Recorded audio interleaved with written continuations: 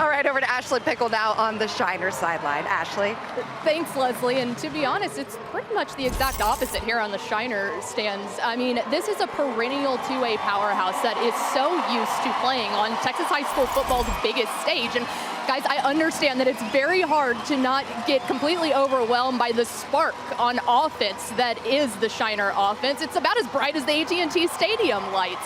And so it's one of those things, don't end up sleeping on the Shiner defense, though. I mean, this is the side of the ball that has held opponents to 8.6 yards per game. Guys, you want to go even further than that? How about 3.5 yards? I mean, they have been playing outstanding. So, Craig, how about we see if that old adage, defense wins championship, plays through tonight? Yeah, thank you very much, Ashley. Let's go down to the Shiner sideline to Ashley Pickle.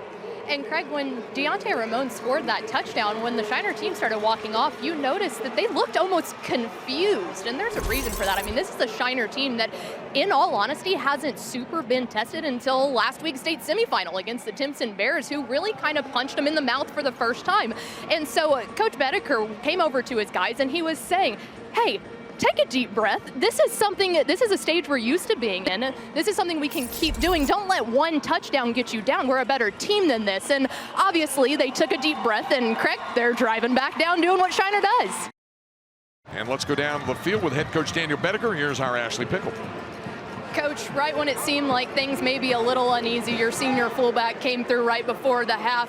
What kind of relief does that give your team, knowing that, like you've been telling them all week, this is a football game? That's a huge play for us right there. It's a big momentum changer. You know, things were kind of going their way. We had a big stop, and then being able to take the ball down there and score in a little over a minute was huge for us right now.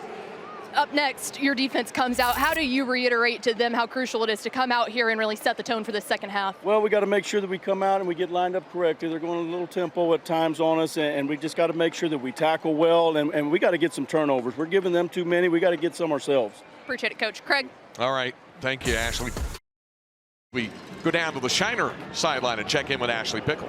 Well, Craig Geller talking about the Brooks brothers, and I had the opportunity to speak with them after their regional final win over Refugio, and Dalton said, there's no way I'm letting my big brother go out without a state championship. And so I asked Coach earlier this week, I said, man, is that really genuine? Are they really like that all the time? And he said, I've coached a lot of brothers, but I have never seen a bond like this. He goes, their lockers are right next to each other. They play well on the field together, and they hang out all the time off the field. And he said, they truly are best friends, just like us, right, Tepper? Exactly, Pickle. Pickle, I want to ask you something else after this Shiner Comanche touchdown, as it'll go in. Tyler Bishop. Little pass, it goes for 22 yards. And Shiner adds on 6 more.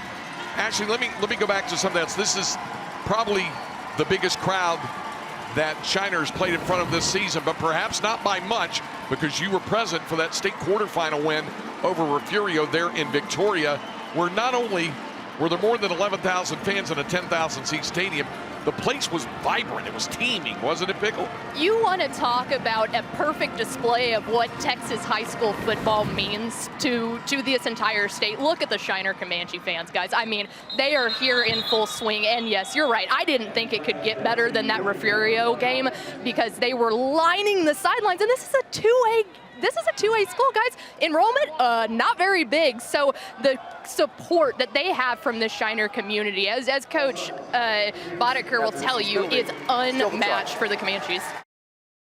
All as advertised. But right now, let's go down to the field to Ashley Pickle.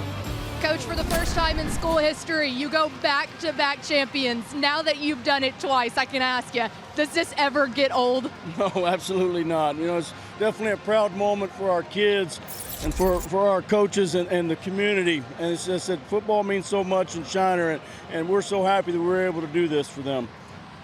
Coming out in the second half, you made some big-time defensive adjustments. How proud were you of the way that your guys executed that game plan? Well, they did a really good job. You know, we knew we had to create some turnovers. You know, we had to give a little help out in the secondary. We changed up a few coverages, and I thought our guys executed really well and came up with some big plays. And finally, this will be the last time you get to have Doug Brooks wear that Shiner Comanche across his chest. For all of this Comanche Nation behind us, What do you say about what he means to this program? He's definitely a special athlete and a special person. Definitely going to miss him. We appreciate everything he's given us every day since he came through junior high all the way up to his last day of practice. He's worked his tail off and deserves every honor that he gets and all the recognition that he's going to get from here on out. Coach, congratulations. Go celebrate with your team, man. And we're going to go ahead and throw it over to Leslie McCaslin, who has the Brooks brothers.